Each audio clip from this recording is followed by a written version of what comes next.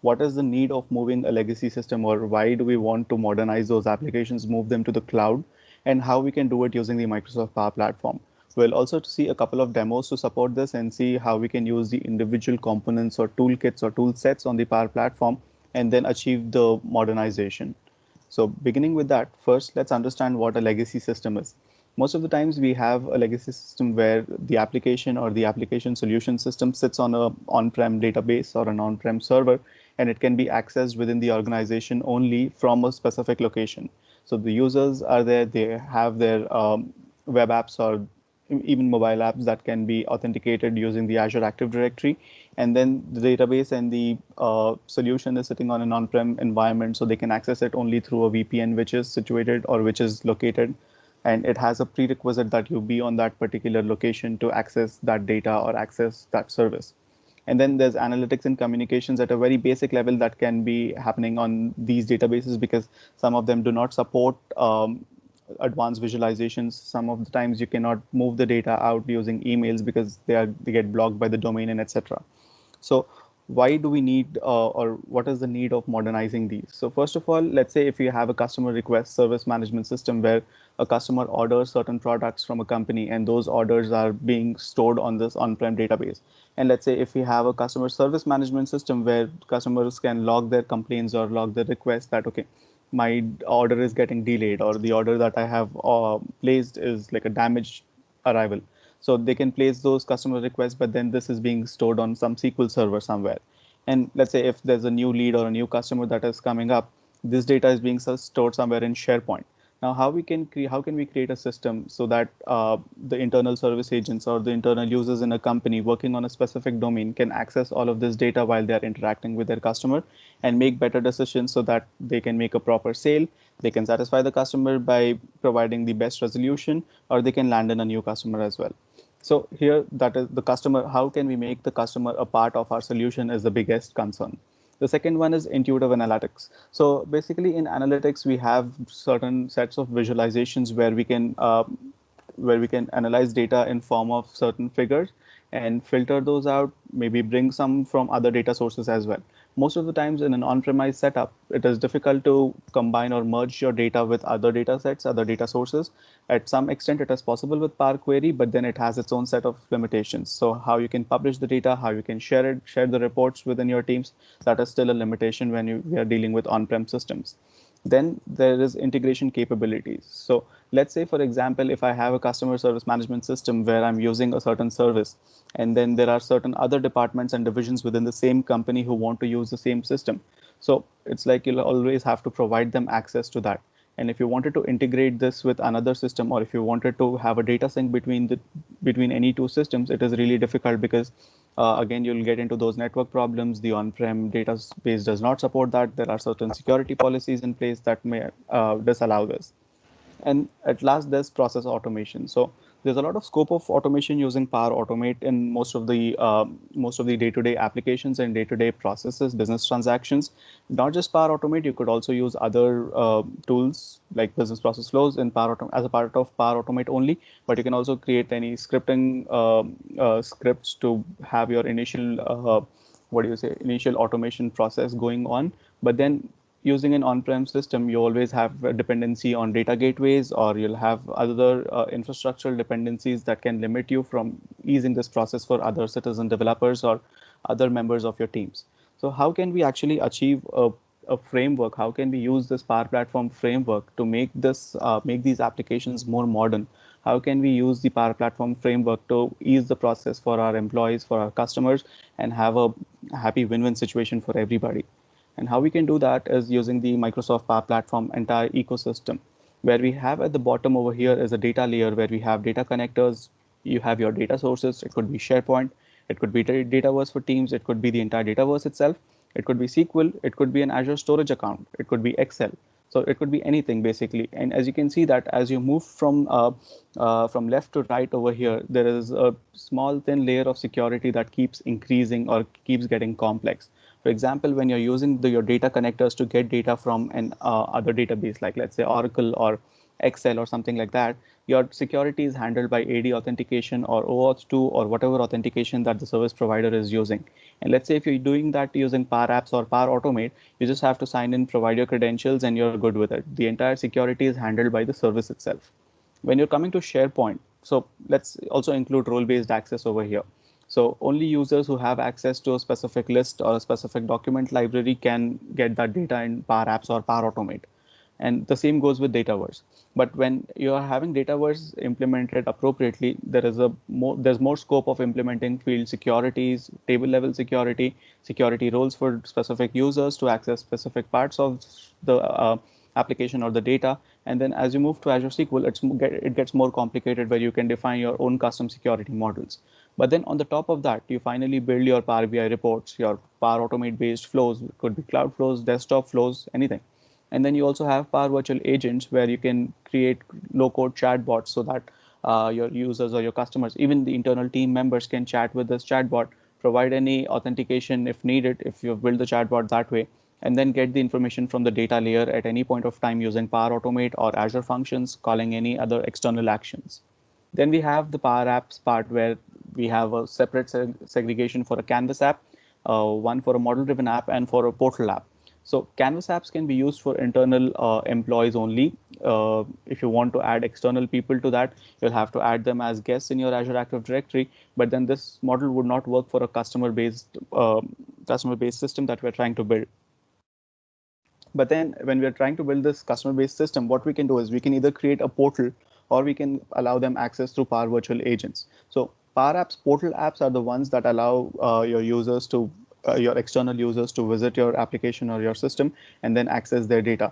So for example, let's again take the example of our customer service management system. So let's say if I'm selling some items and then when I'm delivering those to my customers, a customer has a concern to log. My service agent or a field service agent can just log those service requests from a Canvas app, standing with the customer then and there, authenticating themselves, validating the customer's identity and the order as well. But now if the customer wants to track this request, how they can do it is they can either come to my Power Apps portal, log in with their email ID and see the status, or they could also go to Power Virtual Agents, provide their customer request ID that has been uniquely generated for their request, and then track it from there.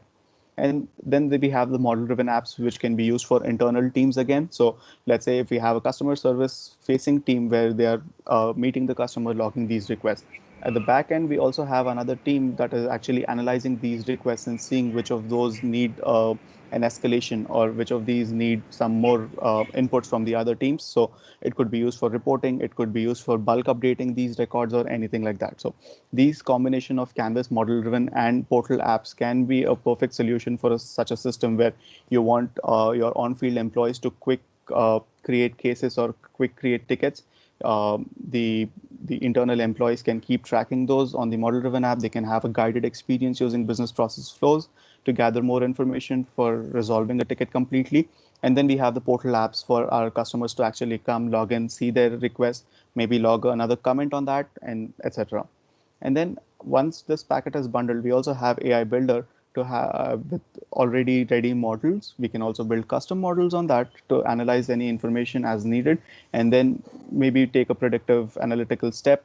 Or let's say if we are having a Power Virtual Agent chatbot deployed, we also are seeing that the customer is chatting with that, getting the request status. But now we also want to analyze the sentiment. Okay, let's say I have provided a status update that your order has been updated, but then there is some pending inquiry from our side, so please wait on that. But the customer has already been waiting for 7 or 10 days and they are getting mad at you. So they are just abusing the bot, or they are just writing that, okay, this is terrible service. So that is a negative sentiment that gets analyzed using the sentiment analysis model. And then you can make the chatbot route the conversation to a real human agent, or you could just set up a new call with a customer service agent for them. And if the sentiment was positive, you can show a nice message to them and end the chat. So we'll see all of this in a demo, but before that, we'll also see a top layer, which is the Microsoft 365, the Azure, the Dynamics 365, and your business applications sitting on the top of the entire extensibility and the data layers. So the Microsoft 365 part is where your Outlook service is set up. You can interact with your emails within the team. You have teams to collaborate on the Microsoft Teams platform itself. You have Azure, where you can build function apps. Let's say if your service is really critical and there's some calculations or there's some internal processing needs to be done, you can create Azure function apps and then call it from Power Apps and Power Automate. And then we also have Dynamics 365 customer engagement. So you could use any of those modules. Let's say if you want to track leads separately, you can do that on sales module and then convert them into opportunities and finally into customers. You can have a customer insights module as well. You can have the case management and etc. And then your business apps are the custom apps on Power Apps and Power Automate and Power Virtual Agents, and also the reports on Power BI that you're building on top of this. And now, as we have the Teams, Microsoft Teams as a platform for app development and collaboration as well, you can use those Dataverse for Teams and start building out applications which will be helpful for your teams and at the end enhance your individual productivity along with your team as well. Now, once we've seen this how, let's see a use case of how a customer service request process could be enhanced using Microsoft Power Platform. In a traditional setup, as we discussed earlier, my users are the internal service agents who authenticate using the AD authentication and log on to a system in my company. And then if there's any issue that a customer has, they call the service agent. The service agent takes any further information from the customer and then logs it onto the setup. And then this data is all stored on the on-prem system, and then internal team is analyzing it, and they also have communication via emails, but then they're not able to access this information once they are out. So basically this restricts your customers to call you between a specific time slot, and then the process is not much efficient because I mean, it's not a very transparent process, to be honest. Now, how can we actually analyze this, and how can we actually, enhance this process using Microsoft Power Platform and ease it for our internal service agents, also make the customers a part of this entire setup. So as you can see here, we have a full enhanced architectural diagram for our users and for our customers as well. At first, I would like you to focus to this drawing where we are combining where we are enabling our internal service agents to interact with Power Apps and Dataverse to store information from the customers on field, go to the customer place, or maybe even if they received a quick call, they can quickly pop up a Canvas app wherever they are and put all the relevant information and save it. The Canvas app can further put the information to Dataverse, and then Dataverse has a Power Automate flow on automation triggering on that, where you can again reach out to the customer to say, okay, we need more information from you on this particular ticket ID. They send that information. It is stored in somewhere in Azure. Let's say if there are documents, it is stored in Azure storage. If you have any other specific field information that you want to get, you can send a Microsoft Forms form to them where they fill out that information, and then again that gets stored in Dataverse. Now, once we have that information in Dataverse, there is also a dependency on your on-prem system. We don't have to forget this part. I mean, completely getting rid of this part will be a little difficult in a very short run. In the long run, of course, it is. But then in the short run, we also have a critical dependency on our on-prem system. To sync this data between your on-prem system and Dataverse, we have data flows, and we also have Power Automate. Obviously, when the data is very huge, when you're having hundred thousands of rows, basically lakhs of rows of data, it is very difficult to create flows to copy over that data from Dataverse to this on-prem system, or from the on-prem system to Dataverse. So the best way to do that is either using so the best way to do that is using data flows. We have this new capability in Dataverse where you can set up a data flow to get information or get data from different multiple data sources. It could be SharePoint, it could be an on-prem server, it could be SQL, it could be Excel, it could be anything. And then you can set a refresh frequency at what rate you want to keep sync between these two data sources. You have transform query in that, so that if you wanted to transform some data from, let's say, in a SharePoint as a choice column to a Dataverse choice column where you have the choices where you have the choices displayed in form of a number, you could use transform query to transform the data as well. So there are those bulk opportunities or bulk capabilities of the Power Platform where you can enhance this entire system so that it is a little bit more user friendly.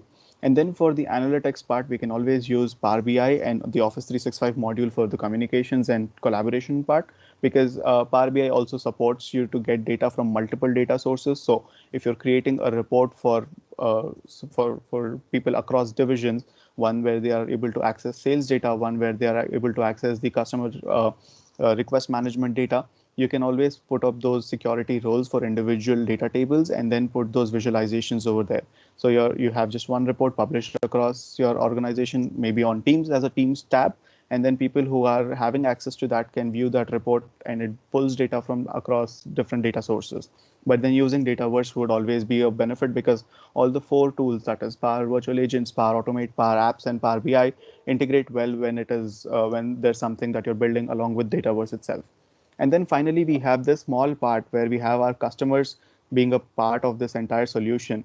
So how can you do that? You can create a chatbot. So a chatbot can sit on the top of your Dataverse tables where, let's say, your customer can either create a new request, they can track previous requests, they can perform any such other operations as well. If they wanted to get a delivery date of the item that they have ordered, they can do that. All they have to do is they have to enter a specific key phrase that is a unique identifier for their row that is already existing in Dataverse. So let's take for an example, I order something from a company and then my order gets delayed. So I go and log a request that, okay, my order has been delayed and I have been provided with a unique number, let's say REQ-5 for my request, stating that, okay, if you want to track this request, this is the number you should quote every time you call us, every time you email us, or even if you're using the chatbot. So the user, when they are on the chatbot, they're just going to send, say, a greeting message, hi, and then it starts asking them if they want to track a previous request. And when they're entering the appropriate request ID, you can set up another flow using Power Automate and integrate that with Power Virtual Agents so that a unique identifier code like an OTP is sent to the customer's email address. And once they enter that correctly, only then the chat moves forward. So there are ample use cases that you can build using Power Virtual Agents, and there have already been so many use cases demonstrated in the community that if you want to check out, I definitely recommend you to check those out as well. And then there is one important part over here, which is portals, but I don't want to get into that very deep because portals usually is not very citizen developer friendly. Portals are more on dev side, and it can get really complex when you're creating Power Apps portals because it requires a lot of front end development. It requires a lot of JavaScript also when you're trying to add some custom actions. So I myself have never built a fully functional Power Apps portal. I mean, I've done it for a test purpose or for learning the technology, but then creating one in conjunction or in comparison to a model driven app or Canvas app or a Power Automate flow is going to be very difficult for me. But then how the architecture works is your customers can go to your Power Apps portal. You can have different licensing plans for that. So it could be when a customer logs in or when a customer just visits a page.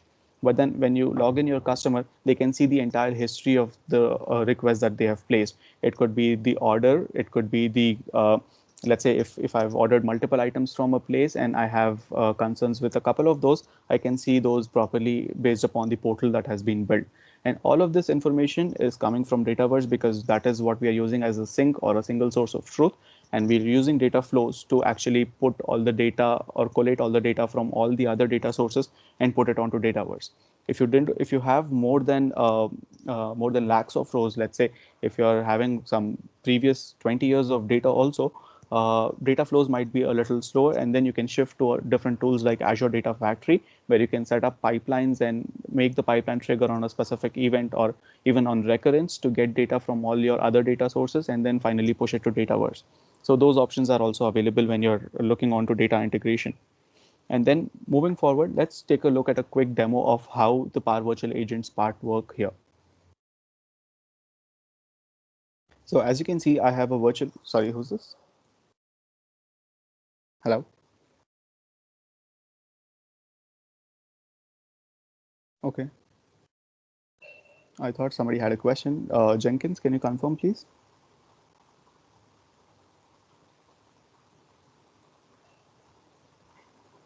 Yes, I don't think there is any question. You can continue. Okay, cool. Thank you. Where did the video go? There it is. All right. So here I have a Power Virtual Agents chatbot that I have created again to track or create a new request for a customer. We also integrated a sentiment analyzer flow over here that would analyze the sentiment once the bot responds to a customer. Let's see this in action. What happens over here? So first, I'm chatting with the bot and creating a greeting message that is hi. And while this is progressing, you can also see on the on the right hand side that the canvas is progressing, and you'll see each question asked, each path that the bot is taking based upon the responses from the user who's chatting with the bot. So I have two options over here that allows the user to either create a new request or track a previous one. And as we discussed earlier, I'm tracking a previous one with a specific unique identifier here. So once I enter the order ID, it is going to get data from my data source. Right now for this one, I've used SharePoint. You could use Dataverse, you could use any other data source, and you can set up Power Automate on top of it so that once the customer enters this request ID, you query your database to get that specific row, and then from that row, you get the status column or you get the comments column from the office, whatever it is that you want to show your customer. And in between these two steps, you can also integrate another module of authenticating your customer using an OTP, because you don't, I mean, let's say if you have some sensitive information that you want to display only to authenticated users, you can request the customer to enter an OTP which is sent to them on their email address, and that is pulled again from your SharePoint database where you have already stored the information, where you've already stored the contact information when the customer was placing their order. So moving forward, as you can see that I have this response from the bot stating that your order is currently under process. And let's say I'll send a message which is on a comparatively a moderate sentiment where, how can you treat your customer like this? I mean, I've been waiting on this for days. So this is like not a negative sentiment, but this is not a positive one also. So we'll see how the bot realizes this one.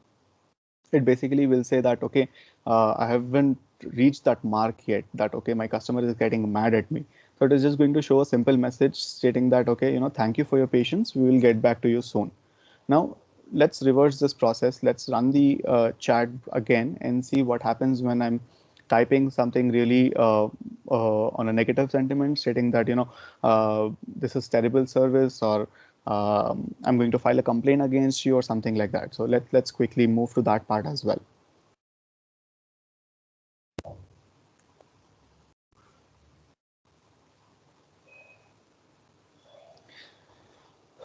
And you'll see that there are separate flows which are running every time you're running this chatbot. And let's say if it was a different department that you were running this bot for, you could still use the same flows. And I'm typing over here that, I've been waiting for this order again for a couple of weeks, and this is an acceptable service. So let's see what happens when that is there. Okay, so basically, I couldn't record the part where it would show the messages, but then as you can see on the canvas over here, it detected a negative sentiment that said, okay, we are sorry for the delay in updates from our side, and it can transfer the chat to a real agent. And after that, you can set up your fallback service. Like, let's say if you have something already in place, you could do that, or you could just transfer the call to someone, anything. But that is a feature available. Basically, that is what I'm trying to tell over here. And then on the sentiment analysis model, again, I have configured the model so that whenever it detects a score less than or more than 0, 0.5, then only or sorry, 0.7, only then it detects it as a negative sentiment. Below that, everything is a positive one. That is why when I put a medium range sentiment where I was like, okay, is this how you treat a customer? That was detecting at a 0.5 level, which is why it did not trigger that. But if you wanted to trigger it on a very small change in the behavior of the customer, you could do that as well by analyzing these pointers. So that can again be done in Power Automate, and you could use the sentiment analysis model from the AI Builder models. But let's see. Okay, yeah, I think there was a little part left. So you can see that it has completed the chat, and it has transferred to the agent with a specific message that, okay, a negative sentiment was detected and you should act now. So this was one demo where we can see how we can make our customer a part of our entire solution, where there's more transparency. It is a self-serving model where the customers can enter something, they can provide their data, they can get a response, and they can be happy with it. If there's anything further that comes up, they can email, call, or whatever then. And moving on to our next part over here. So let's say if I have another use case where we have an accounts and bookkeeping system, which is again an on-prem system and sitting on a computer. Let's say, I mean, if there are any accountants over here on a call, you must be familiar with something called as Genie or Tally and software or tools like that that do not have APIs exports. So you want to fill the data over there. And how the entire system here is working is, let's say I'm an employee of a company, I'm working as a contractor with them, and I have a Canvas app or a Power Apps based some app where I can log my hours on whatever project I have worked. And then once I complete those hours, at the end of the week, maybe somebody could approve those for me. And if somebody can approve for those for me, once they approve it, then there's another workflow that kicks off and it updates something somewhere. We'll see a demo of that also.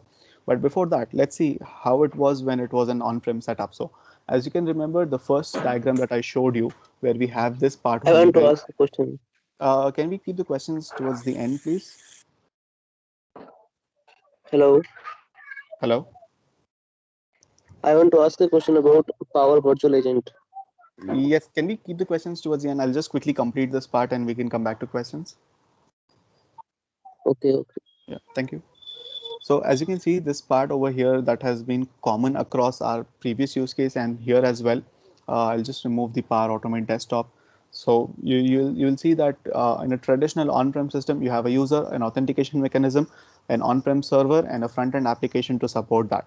But when I want to log my hours, especially when we are working remote now, I cannot access the company VPN. I mean, VPNs are made available now, but then let's say if it required me to be in the office only to log my attendance or to log my hours for a specific project or a client, it would be really difficult for me to do that from home.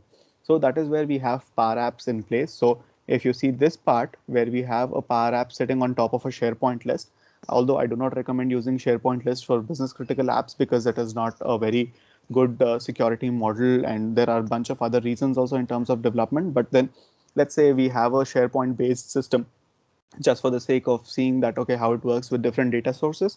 So I have a SharePoint based Power Apps Canvas app and a model driven app where I can log hours for different not a model driven app, actually just a Canvas app. So where I can log my hours, it could be like a leaves app that is already available on the community gallery. It could be like a timesheet management app. So once I put my hours over here, it is stored on the SharePoint list and an email notification is sent to my manager. It could be for a particular day, it could be for a particular week, it could be for a particular month also, based upon how the company policies are set. So if it was for a weekly timesheet approval process, so I fill my timesheet every day, and at the end of the week, a flow runs on this timesheet list. It gets a summary per employee and sends it to their managers asking for approval. Once the manager approves this, that is, we update the status column and it stays there. But how my payroll system works is an HR is actually pulling all the data from this SharePoint list, manually entering it into my cash book or my accounting software. And once they enter it in the accounting software, they generate a report which is then sent to my payroll vendor who will process it later on. How do we automate this process now? Why do I want an HR to actually waste 2 or 3 days, HR or some finance guy in my company to waste 2 or 3 days collating all this information when we can automate this using Power Automate Desktop and save a lot of hours and effort being spent manually.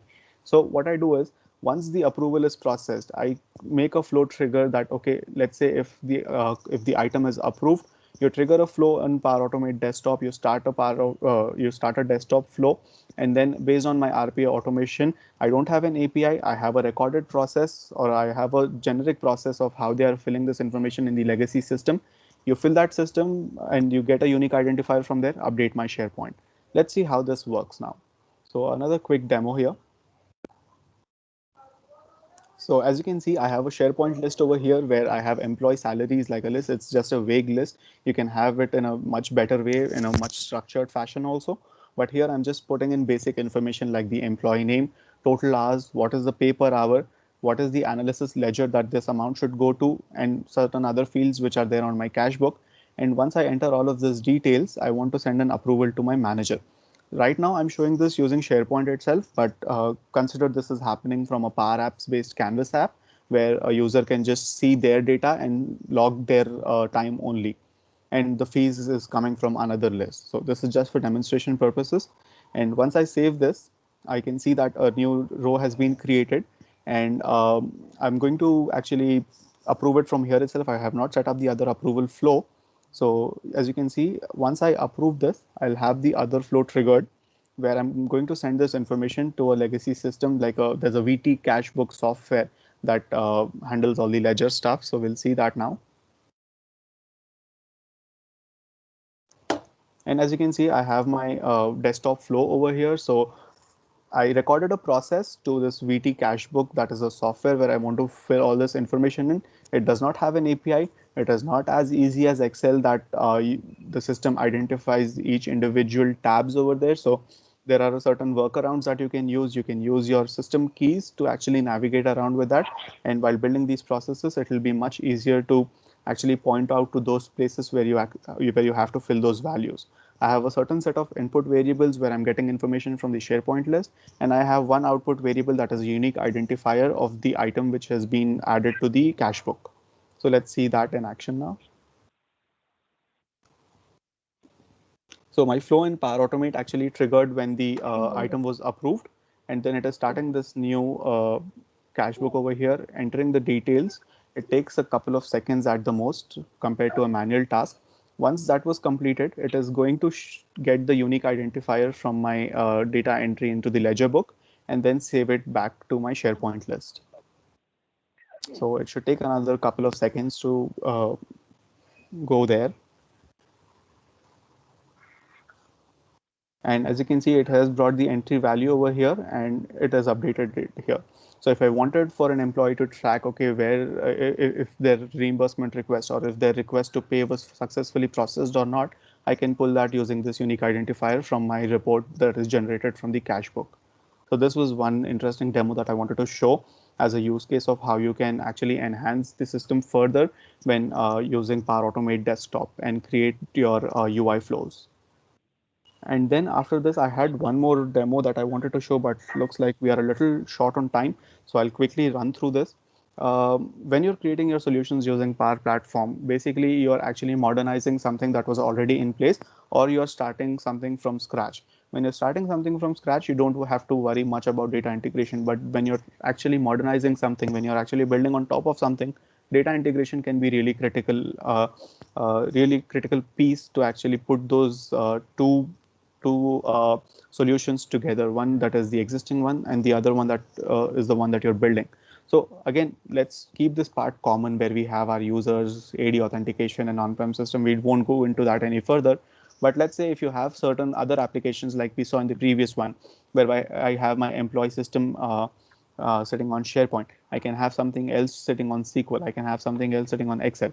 And once I have all of these parts, I want to put all the data in Dataverse so that I can actually have one major other system from where I can track all of this information. And eventually all of these systems are going to be promoted to a Dataverse based Canvas app or model driven app or a portal app. So at the end of the day, I want all the data to be there in Dataverse, but then I want to keep reducing the users on my other systems. So I can set up Dataverse flows, that is data flows, where you can actually select your data source of choice, and then you can select your similar model of data in Dataverse, and then you can set up your data flow to sync the data based on a specific refresh frequency. So let's quickly check that as well.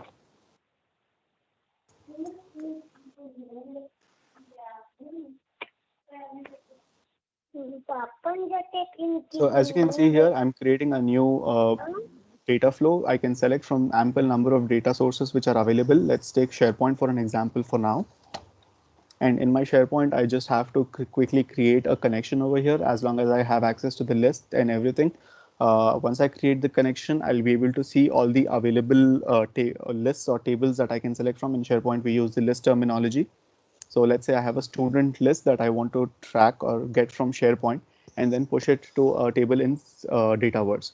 So how we're going to do that is I have all the data pulled over here, but then in my SharePoint list, I have certain complex data types also. Like choices in SharePoint have IDs 1, 2, 3, and choices in Dataverse have IDs starting from some 900K, depending upon the org you have created.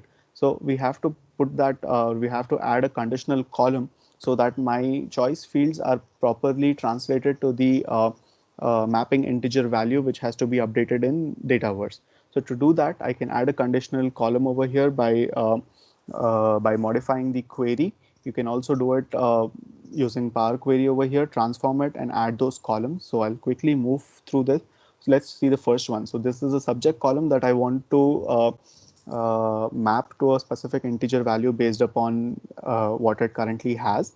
So as you can see, I have in my notepad stored all these values. I have 4 or 5 subjects, and each subject has its choice value in from Dataverse. So what I'm going to do is in my data flow, I'm going to make sure that if the choice subject value is selected as English, then it is going to map to this integer value. And then after adding this column, when I'm actually completing my data flow, I'm going to map my subject column from Dataverse to actually look into this custom column that was created. And the same is going to be done for all other subjects that I have. So I'll quickly walk through here. You'll be able to see that, okay, I've done that. And once it is completed, my Power Query loads again, and you will see that the column has been added at the end for subjects. Now, once that is complete, as I move forward, it will ask me to select a table where I want to dump all this data to. And when I'm doing that, I can select a new entity, create a new one, or load to an existing one. Entity is a previous terminology. We are using tables now. So I have a table already created, and then I have my destination fields over here based upon the source column. So I can select all the columns from SharePoint and map those to my columns that are already there in Dataverse. And once that is completed, there are other technical aspects over here as well, such as delete rows that no longer have history, or you can monitor the versions, but that totally depends upon the use case.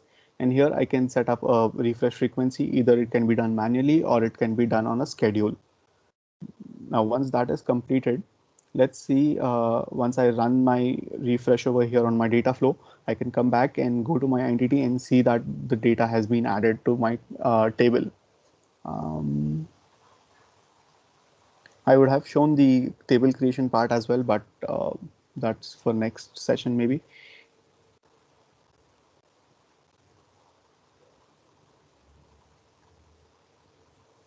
Let's quickly view all the columns over here. So, right here you will see that I have added all the information from the data flow. All the subjects are over here. Classes are there, and then student is my lookup list to map to each individual subject. So that has been added appropriately based upon the data transformation that we did. So this is it about our data flows. And next is how do we set this up? What are my first steps, or how can I get started? Anything you're building with Power Platform first needs a lot of analysis, and you'll have to do a good amount of fit gap to see what fits where. And after you do that, let's say if you're even if you're enhancing a system, you need a database. So to do that, first you have to design your data model and design the security model of how or what data is being accessed by whom, or which department, which team, etc., etc. Once that part is completed, you do a dev test and prod approach where you have a separate environment for development, a separate one for testing, and a separate one for production. And the benefit of this is you can also actually test your security roles, because some people might have a system administrator on a dev environment, and then they don't have let's say they have a very basic role to access a specific table only in the prod. So this can be really tested out well when you have this dev test and prod approach.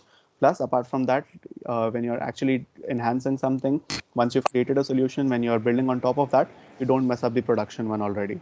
And then finally, you deploy and scale. So you deploy it on production, and then you start training your users, your first line workers who are actually going to use the system. And then you also have the security governance and user adoption parts over here.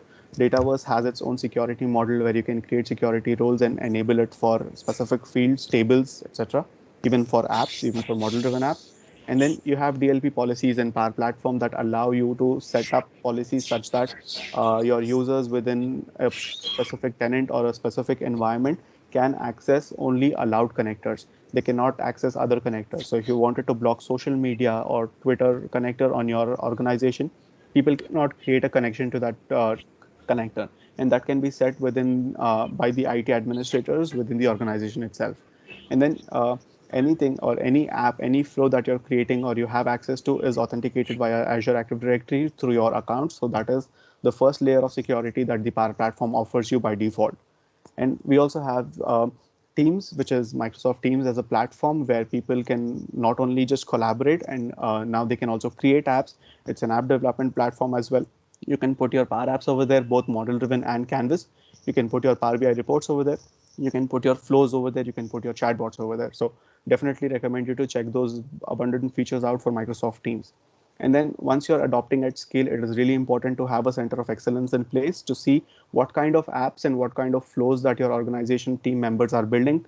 It is also good to keep a track of business critical apps and business critical flows so that if somebody leaves the organization, you at least have a track of what they've done and it can be assigned to somebody else.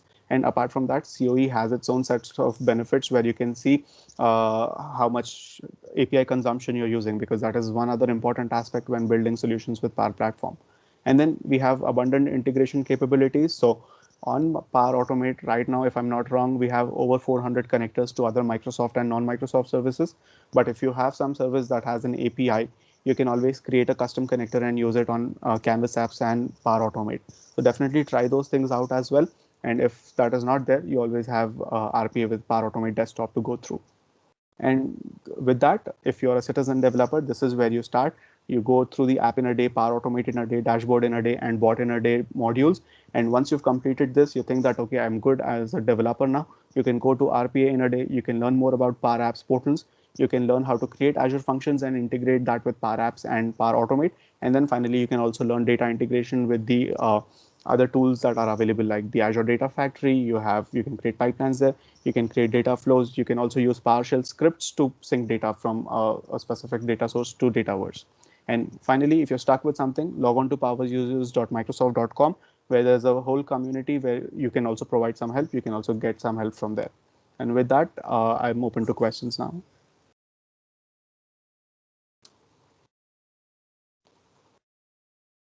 All righty, I'll quickly come to the chat here. Hello. Hi. Hi. May I put a question?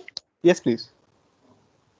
Yeah, actually, I wanted a query on Power Virtual Agent. Yeah. So suppose I have a document, like a full-fledged 365 page of document. Mhm. And like I was going through the like Google, like how can I integrate that into Power Virtual Agent? And I saw there's a stuff known as question and maker, like Q&A maker. So there it processes all the documents that are like in a FAQ pattern. But Mhm. how do we train a chatbot if we have a document, and how can we train it accordingly so that any user which puts a like question from the document, the chatbot is able to answer? So is that possible? If yes, how? If no, like what is the alternative? I believe you could do that using the key phrase model in AI Builder. You put your document over there, you train the model, and then every time something matches to a specific key phrase, it is going to pull that information from there. Okay. So we will not be able to like you do it using the Power Virtual Agent. We have to use AI Builder for that. So you can use Power Virtual Agents that call a Power Automate flow. And in the flow, you can have the AI Builder model, which is already trained by you on the 365 pages you have for the key phrase extraction. And then based on that, you can respond to the questions on the virtual agent. It was really awesome. Like I have another question, if you don't mind. Can I shoot that? Yes, please. Jenkins, are we on? Are we? Fine. We can take another 2 minutes. Okay, sure. Thank you. Yeah. So the next question I wanted to ask is on Power Apps. Mhm. So suppose I have a Canvas app and there's a large data set, like say thousands and thousands of data, like rows. Mhm. And I integrated it using the data integration. Like I built the app using the data in the Power portal. So there's a search functionality. So that search functionality present in the Power app, will that be functional with so much of data, or will it No. get hanged? No. So what happens is it's like there's a theme called as delegation in Canvas apps when you're dealing with large data sets. So search function is delegable on certain data sources and it is not on certain ones. But when you're using it on delegable data sources, it is going to search on your large data sets. Yes. Okay, But it cool. is always recommended that when you're using large data sets, it is better you use collections. The collection can pull data when your app is starting and then you search it on there. Okay, okay. Thank you. That's enough from my side. No problem. And we have a couple more questions over here. Do we need a separate license for Power Automate other than the D365 license? So no, actually Dynamics 365 license also gets you a Power Automate per user license. And apart from that, this allows you, I mean, if you have a Dynamics 365 license, you can use the premium connectors also. If you have just the M365 license, you cannot use the premium ones. And we have when to choose a canvas and when to choose a model driven app. So canvas apps basically can accommodate multiple data sources: SharePoint, Excel, Oracle, SQL, etc., etc. But model driven apps can be built only on Dataverse. So depending upon the use case that you have, you'll have to decide if your data is going to sit only in Dataverse, then obviously model driven app would be a good choice. And I Hey, think, Hello. I have a question about Power Virtual Agent. okay. Hello, Um, Hello. sir. I want to ask about Power Virtual Agent. Yes. I want to ask that where can we deploy? What are the platforms we can deploy? Like, can we deploy on WhatsApp Business? I think not yet, not on WhatsApp Business yet. You can deploy Power Virtual Agents on websites using iframe. You can deploy it on Canvas apps again using iframe. You can deploy it on Teams, Slack. Facebook is also there. I believe there are multiple platforms available, but WhatsApp, I don't think it is there yet, but it should be there soon. No, Hi, like Yash. I want to use for look like Facebook Messenger and Twitter for customer satisfaction Yes. You can use feedback. that. Like, It's already there. You can use Power Virtual Agents for that. It already offers those platforms. Hi, Yash. I Hey. have a question over here. Mhm. As you mentioned that for the large database, you should not use SharePoint as a backend database, Yes. right? Yes. Yeah. However, I am having only M365 as a license. I do not have license for premium services of Power Apps. Now, Mhm. for a larger database, I then have to go and buy a license because the company is not ready to invest in the initial stage Mhm. for experimenting. So So, or is there any there's alternative free database which can take care of a huge database instead of SharePoint? So I wanted an alternate solution which should be like free in nature and can also take care of my huge database. there's one of two things over here that you have. You either focus on data security, or you go with workarounds and build something quick and dirty. Your management is happy with that, and then you invest in something that is actually sellable like a product. So usually when you're doing a quick and dirty test case or a POC that you're building, I would recommend you try out the trial versions of Power Apps that are already available. You have 1 month to play around with it. Or else, if you just Uh-huh. still want to show it as a use case, you can still use SharePoint. But the only problem with that is it is not like a relational database. So if you have related data from different lists or from different sites, it is very, very difficult to create your app functionality on top of that. That is why we use Dataverse. And now the Dataverse connector also supports end-to-end relationship functionality on Canvas apps. It really opens a lot of other opportunities when we are building complex functionality. And this is only for Canvas apps, so Okay. you can So not build model driven or portal apps based on any other data source other than Dataverse. okay. Nice. So this gives me a lot of clarity on how to proceed it further with Power Apps. It's like initially, if you're just going to use SharePoint, there's a lot of workarounds that you'll have to put in. It is going to take a lot of time to build, and you'll end up spending more time over there compared to a little more money when you're doing it with Dataverse licensing. Okay. Hello. Fine. No issues. Yes, Thank Cynthia. you. No problem. Hello, Yash. Yes. I Uh, have a question that how can you integrate coding language like Python, Java, and R in Power Automate? so I mean, you cannot call code from Power Automate directly. it should be like, let's say if you have a JavaScript code, like not Python or R, I haven't tried those. I've done it with JavaScript. So if you have a JavaScript code, you could put it on your Windows machine and you use Power Automate Desktop for that. I've done with PowerShell, where you can put your PowerShell scripts on Azure Automation accounts and run it from the Azure Automation account connector and Power Automate. But directly calling a script from Power Automate is currently not doable. Okay, so it's I want it automatic, not on Windows Automate. I want it in cloud. In cloud, then definitely use Azure Automation. Okay, You thank could you. also use function apps there. So you Okay, create a can you? function app.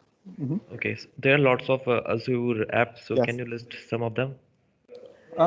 Like you mean the Azure connectors with Power Automate? Yeah. There's a bunch of those. You can use Azure SQL. These are all Azure services. There's a new connector for Azure VM. And if anything is not working, you can always use the Azure Resource Manager connector. There's Azure Blob Storage. Azure Functions can be called, App Insights, Metrics, bunch of things. Over 30 connectors, I think, for Azure itself.